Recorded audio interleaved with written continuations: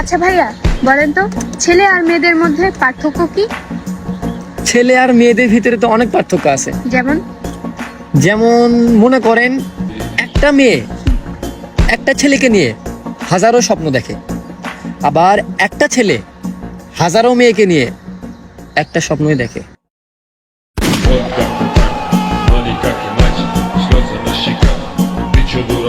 আচ্ছা ভাইয়া, আপনাকে একটা মেয়ে যদি বিয়ে করে তো ও বেনিফিট হিসেবে কি পাবে আপনার থেকে?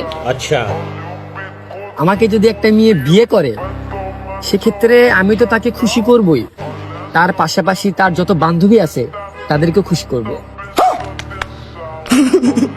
প্লাস আমার যদি শালি ডালি থাকে বা ওর রিলেটিভ কোনো বোন থাকে, তাদেরকে খুশি করব क्या बात है सर, क्या बात है सर।